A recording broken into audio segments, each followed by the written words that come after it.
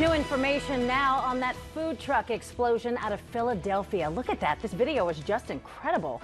Investigators believe a 100-pound propane tank exploded. Now, that tank was found about 100 feet away from the blast. Police say one of the truck's propane tanks had a leak and vapor surrounded the truck and then was ignited by the grill. Now, this accident got us thinking, how does Columbus keep its food trucks safe? ABC 6 reporter Maria Durant looks at who regulates the trucks. Maria? Well, Yolanda, nearly every day you can find food trucks just like we have here today at the Knisely new food truck park here on Broad Street. And you take a look right over here. This is what these trucks cook with, propane tanks, just like this one here. So the owners say safety is always on their mind. It's the video that has stunned the food truck industry. A food truck explodes in Philadelphia. Police believe a leak in one of the truck's propane tanks is to blame.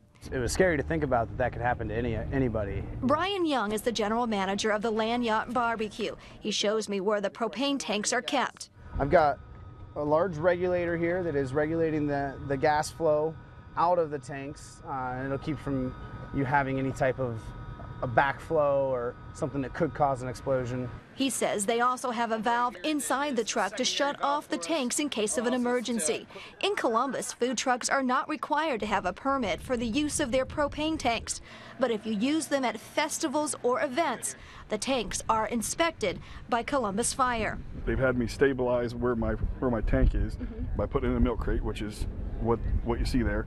Rich Knisely owns Rich's Grilled Pizza. He says fire inspectors recently had him upgrade his propane connectors. I replaced them with all the factory, with all the factory clips. That was at their suggestion. I complied with that. But the food truck business in Columbus is still evolving. And Young says lawmakers are looking at possibly requiring trucks to put in a device to help snuff out fires, just like the restaurants. If the sensors for it reach a certain temperature, they will go off and it'll just put a layer of basically foam down and it'll suppress that fire.